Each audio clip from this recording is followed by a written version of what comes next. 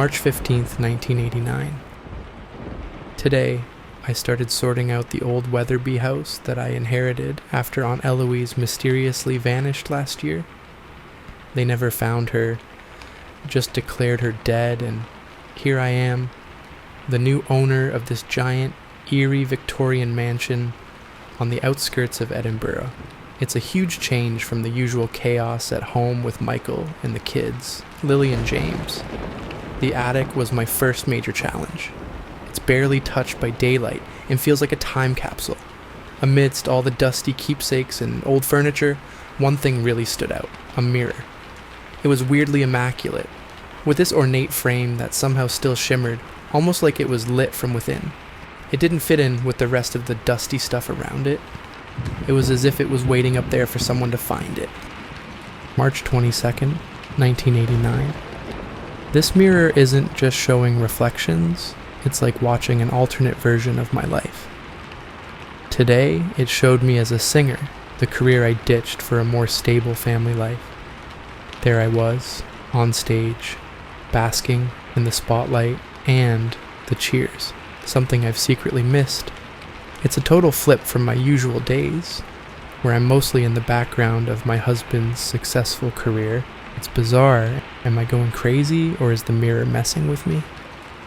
March 29th, 1989. Every day, this mirror draws me in more, showing off a life brimming with excitement and applause. In that world, I'm the star everyone loves and envies. It's exactly what I've always dreamed of. But today, things got weirder. A voice started whispering right out of the mirror, telling me that all this could actually be mine. It's urging me to cut loose everything that's holding me back, to step into that glitzy life for real. I think this place is cursed. April 5th, 1989. The whispers from the mirror are nonstop now, like a background track to my everyday life. They're creating these vivid pictures of a life where I'm free, but there's a catch. It's telling me I need to get rid of what's holding me back, which it says is my husband and kids. It's horrifying to even think about it, but I can't lie, the life it shows me is tempting. I'm losing sleep, barely eating, all because part of me wonders, what if? What if I had chosen differently? Could I have been so much more?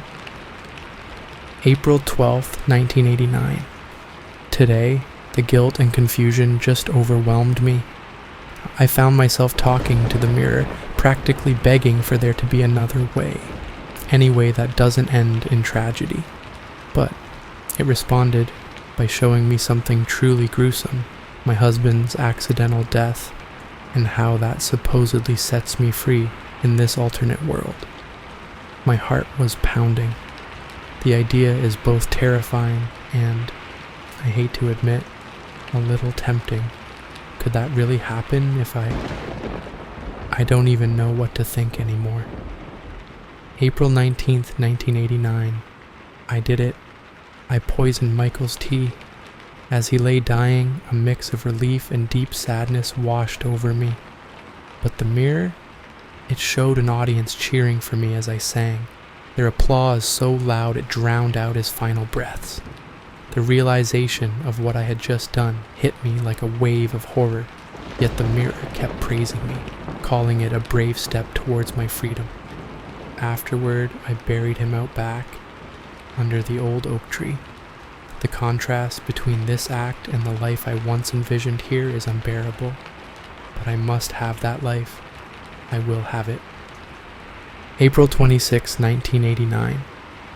My children look at me with eyes full of trust, constantly asking where Daddy is. They have no idea of the monster their mother has turned into. Today, the mirror pushed harder, demanding that I cut all familial ties to complete my transformation. I did. And as I stood before it, my resolve wavering, it showed me the stark, cold loneliness of the life awaiting me. What have I done? The mirror's promises seem hollow now, its reflections a cruel echo of the warmth and love I've sacrificed. May 3rd, 1989.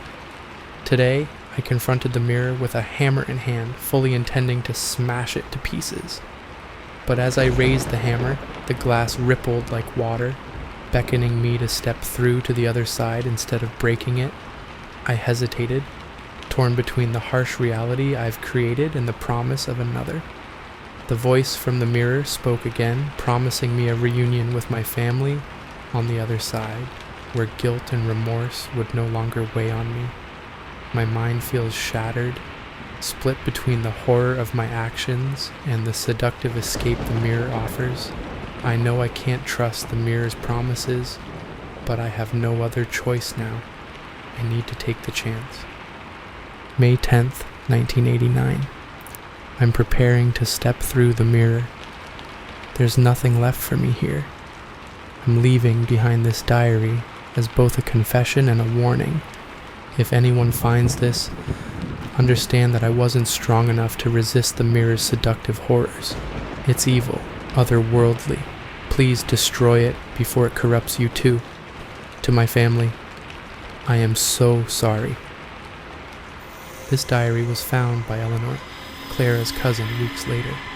She came looking for her after she and her family vanished. In the attic, she found this diary next to the mirror. As Eleanor read her last words, the mirror began to glow brighter, and a voice whispered, offering her everything she ever wanted. She felt drawn to the glass. She wondered what might be if she took just one step closer.